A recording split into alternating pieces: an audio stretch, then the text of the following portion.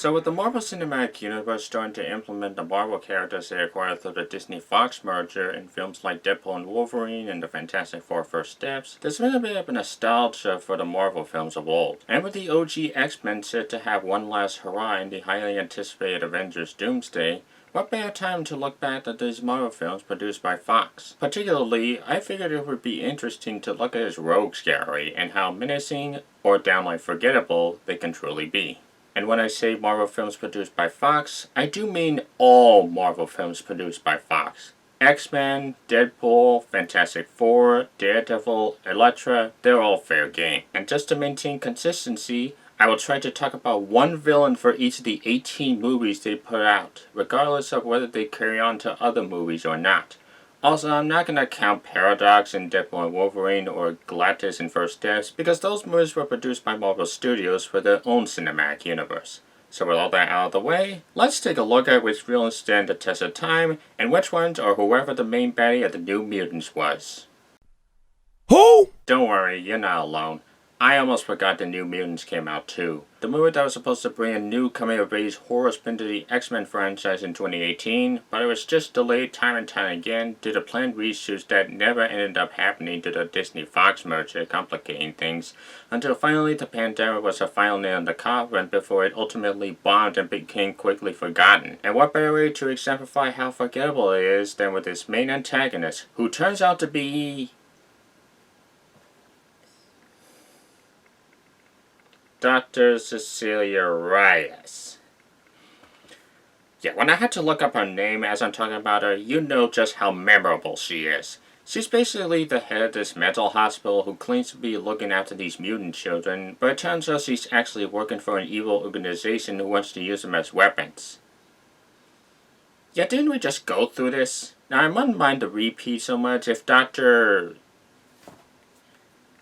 Reyes was the least bit interesting, but watching her clips again, I was just so bored with her. Alice Braga put out some good performances in her career, but she's extremely monotone in her scenes, making her seem like a lesser version of Sarah Paulson in Glass. Not just that, she barely has an impact on most of the movie, as it's just the kids wandering around the building and having these visions. And even when she does reveal her true colors, she's killed off rather quickly by the Demon Bear. I know some of you expected someone like Doom from Van Forstick or Barakapool from X-Men Origins due to how far away they stray from the comics, but at least they serve as a threat to their respective heroes, and at least I remember how much they butchered them with Reyes, on the other hand, she makes so little of an impact on both me and the movie she's featured in that she deserves nothing less than the bottom spot. There is no Dana. There is only Zoo. Oh, Van Forsythe, what am I ever gonna do with you? Besides talking about you in an episode of Popcorn Panel. Van Forsythe seems like it was gonna go in an interesting direction, be more of a sci-fi drama with body horror elements as opposed to a typical superhero action film. But as one actually watches the film, they slowly start to witness it all become a mess with different tones and ideas that just rush themselves out throughout the entire second half. Especially with this movie's version of Victor Von Doom. You would think that getting Cobra from Dawn of the Planet of the Apes to play him would add some nuance to his character, but throughout the movie, you can tell he's just bored throughout production, so all his character traits have to be spoon-fed through exposition as opposed to the acting. As a result, whatever romantic triangle the movie wants you to feel between him, Sue, and Reed is non-existent. He's supposed to be a scientific genius, yet the first thing he does after transporting to Planet Zero is touch this weird green goo like a toddler playing in traffic, thus supposedly getting himself killed in the process.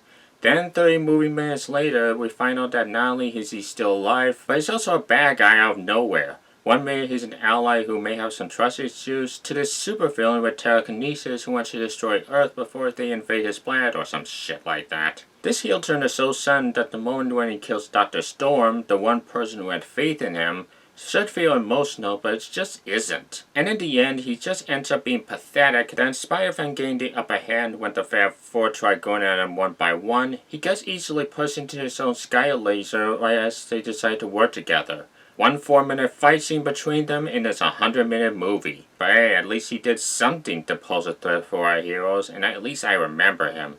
So I guess that's 1 point over. You know what, I'm just not gonna say her name anymore. She's that is significant. Don't need to scream if you ain't got a mouth.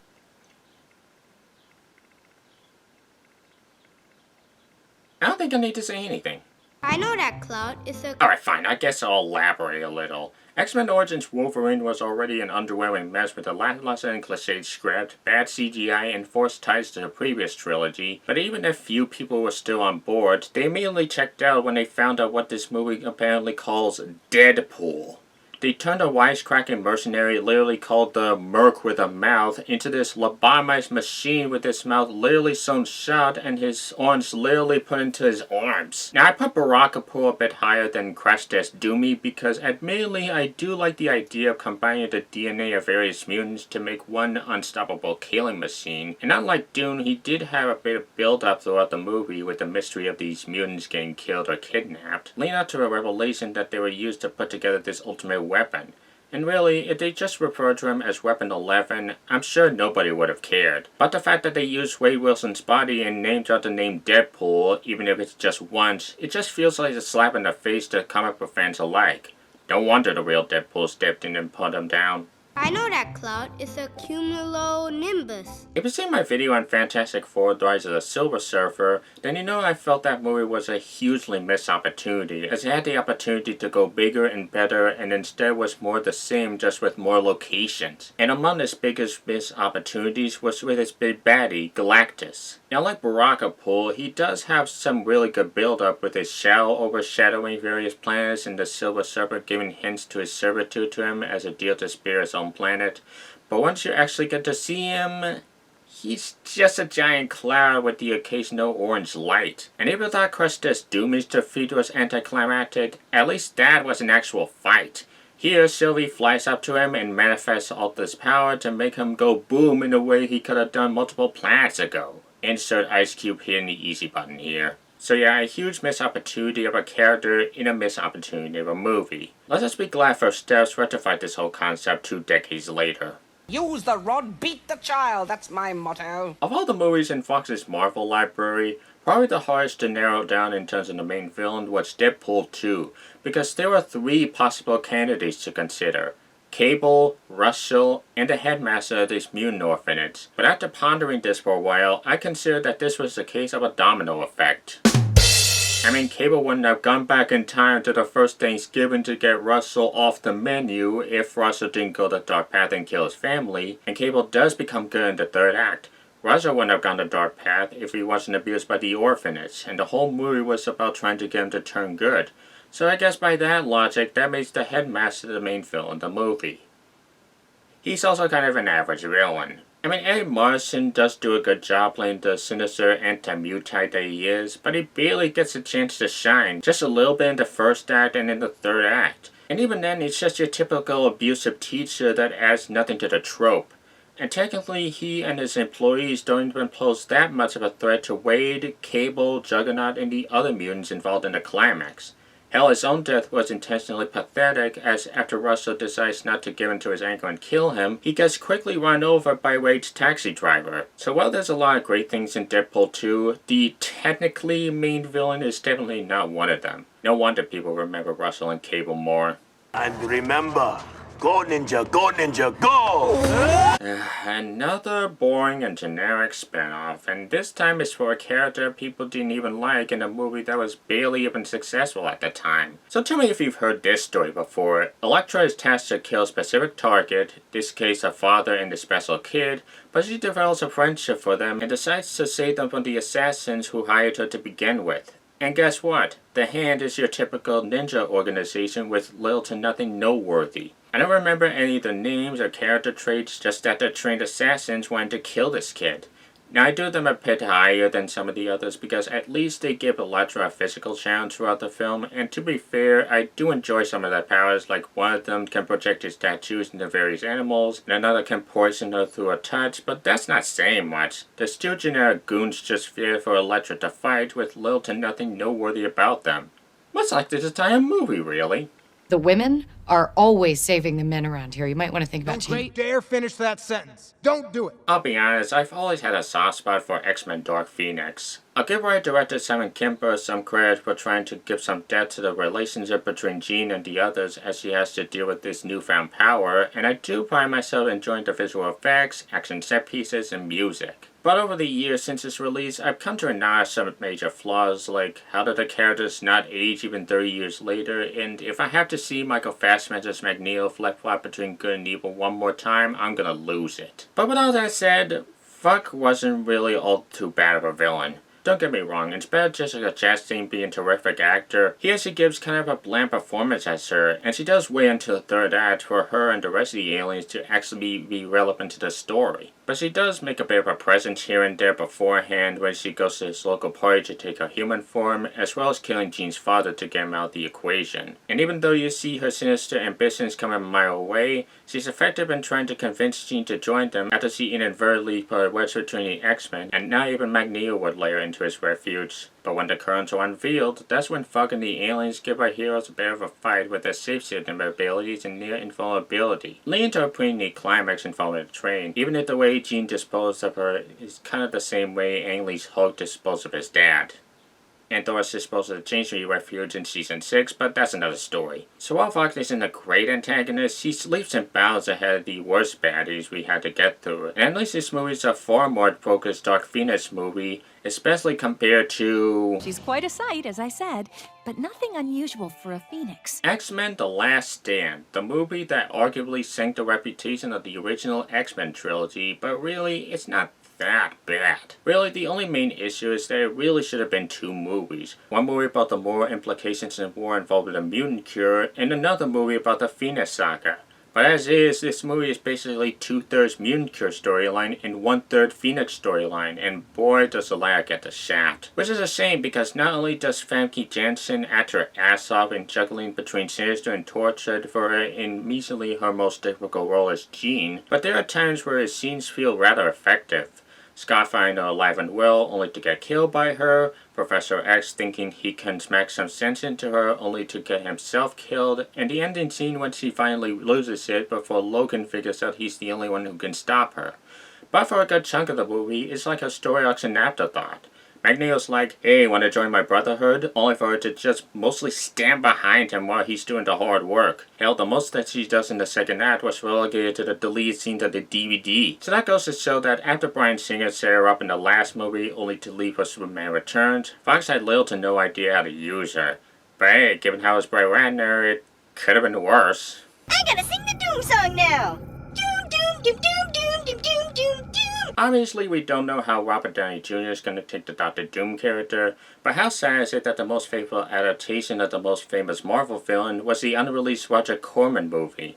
In terms of what did get released to theaters, we got the aforementioned anti-social scientist turned cosmic super being, and before that we got the shitty businessman who became crazy after getting superpowers. But at the same time, he was pretty effective as a shitty businessman, even if he's just a giant green goblin. The late and good Gillian McMahon plays him rather well as he's seen flirt with his ex-girlfriend Sue after they previously broken up, and he starts to see his dark side unravel as he shows apathy towards reading the others when their space mission goes wrong, and when his investors pull out due to the bad publicity surrounding it, he decides to tear them apart by his manipulation on Ben, his genius skills as a scientist, and his newfound powers which give him metallic skin which makes him nearly invulnerable, as well as his electricity powers. Ultimately, Reed just happens to be a bit smarter than him as he and the rest of Fab Four manage to defeat him. However, in the sequel, after the Civil Service President revives Doom, he manages to convince the military to allow him to join our heroes and continue the Silver Surfer, though as stated in my other video, that was on the military for being stupid enough to agree. But unbeknownst to them, Doom didn't want to save the world, he just wanted the Boar's powers so that he'd do something with it. Okay, admittedly, that's the one downside to his characterization in the sequel. He didn't really have much of an endgame in getting the board. But other than that, he's still a formidable threat in both of Tim Story's Fantastic Four movies, even if there's a 99.99999% chance RDJ might just blow his portrayal out of the water. A foolish samurai warrior stepped forth to oppose me. Well, you know, you can make a good Wolverine spin-off film after all. All you had to do was do everything complete opposite of what X-Men Origins did. And guess what? The villain is massively improved too, him being Ikeda Yasuda, aka the Silver Samurai. We see his relationship with Wolverine start at the end of the Second World War, when Wolverine saves him from the Nagasaki atomic blast. Now, decades later, after Logan's lost the will to live, after he was forced to kill the woman of his life in X3, Yasuda, near the end of his life, obviously used the technology to transfer his healing power to him so Yasuda would relate to keep his company, and Logan would finally reach the depth he never could before. But after Logan believes immortality would be a curse to him and refuses to offer, things escalate rather quickly. Viper strips Logan of his healing power, and suddenly Yasuda's granddaughter Mariko is the target of several warriors under the order of Yasuda's son, who wanted the company to himself and not Mariko. And in the third act, we finally see the mastermind behind it all, the Silver Samurai himself. Granted, he's a giant exoskeleton and not exactly like the comic book, but it starts to make sense when he realizes Akira keeping himself alive where he ensures everything comes to his plan. The mystery behind it all is rather intriguing throughout its runtime as we slowly get more and more clues to the Silver Samurai's presence leading up to his eventual reveal. And when he does get revealed, his fight with Wolverine is rather fun to see. If I were to nitpick, I'd say I wished we got to see a little more of a tease of him, like maybe there'd be a scene or two of Viper reporting to him about Logan and Mariko's whereabouts, but it's still a massive improvement of a Wolverine villain compared to that. I was counting on Spawn kickstart the apocalypse now. You know, people give X-Men Apocalypse a lot of flack, and frankly, I never understood why. I felt like it just had as much thematic relevance as the other movies, while also heightening the stakes so that now the entire world's at stake, leading to action that's just as thrilling as the comics and cartoon compared to the other Bryan Singer X-Men movies. And I think a lot of it comes down to a titular villain. Not only did they manage to keep him true to the comics while also making him look intimidating, but Isaac gives a terrifying performance as an all-powerful mutant who thinks he's some sort of god bent on destroying humanity for a better future for mutants. He does it by both exploiting the suffering of four of the most powerful mutants into his horsemen, and also with a barrage of superpowers which he easily uses against the humans who stand in his way, leading to a satisfying climax which is defeated by the X-Men to come together to save the day.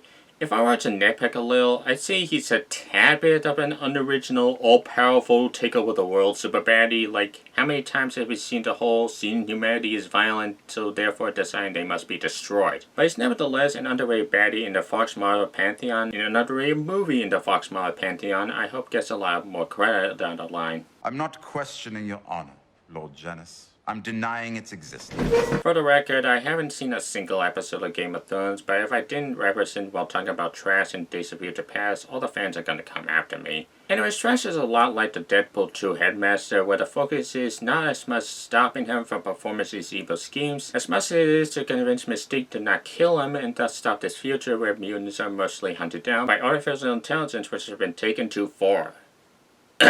So why do I rank him higher as opposed to right next to Headmaster? Well, it's because Trash has a lot more personality, as Peter Dinklage plays the sinister businessman who wants what's best for humanity. And unlike the Headmaster, his Sentinel program ultimately ties to the overall endgame of the movie, so it has a lot more presence throughout in terms of its impact. However, since he himself isn't in the movie as much, and he rarely has any physical presence over our heroes, I can't put him higher on this list. But he's in the placement he's in because of the impact of the story of Days of Future Past. It's not for sale, Francis. Okay, I'll be the first to say that I don't think the first Deadpool movie really held up the best. Yes, it's fun to see Ryan Reynolds as the Martin Mount promised for years before, but everything around him just feel underwhelming. Besides a trite and predictable story, the jokes range from really funny to either poorly timed or relies either on cheap fan service or excessive horniness like a tween who just discovered sex ghost wrote this. And the chemistry between Wade and Vanessa I didn't care for, and it was altogether underwhelming compared to the two sequels. But one of the things that kept me from truly writing it off is his villain. HS is just consistently entertaining throughout this movie. Ed Skrein provides his sadistic mannerisms to his character that makes him one of those villains who's having just as much fun doing stuff as I'm having fun watching him do it. And his super strength and immunity to pain really gives him a physical challenge to weigh during the numerous fight scenes they have together. It's also really fun seeing them poking fun at each other, between that running gag of Deadpool explaining his real name, Francis, after he found out he was so ashamed of that name he named himself a cleaning solution, to the very end where Francis spends his last moment glowing over the fact that he lied he'd help cure Deadpool's body. While he's not the absolute best, as obviously we'll get to them later, he's up there due to both entertainment value and him elevating an otherwise above average film. You killed my father. Do you have the slightest idea how little that narrows it down? Keep in mind, I haven't seen any of the Marvel shows with Vincent D'Onofrio as Kingpin, so I don't know how he does in that role. What I do know is that he has some really big shoes to fill after Michael Clark Duncan pulled up in space in the 2003 Deadpool movie. Like Trask in Days of Future Past, he doesn't appear in the movie too much, but when he's on screen, he's demanding in the role in both his iconic deep voice and his physicality. And even when he's not on screen, you feel his presence as he commits the crime in Hell's Kitchen, from the murder of Matt's father to hiring Bullseye to do his dirty work. And his control over the crime world is further explored in the director's cut with the inclusion of the trial of Coolio's character. And unlike Trask, we actually do get to see Kingpin fight Daredevil when he finds out about everything, thus giving their rivalry a bigger payoff. Though after Kingpin saying he'll get out of jail and get Matt once and for all, it's rather sad we didn't get to see that sequel with both the theatrical cuts missed reviews and Duncan's untimely death, but at least we get the one performance from him that cements the Kingpin as just as much a threat as he was in both the comics and the Spider-Verse universe. You have a metal arm?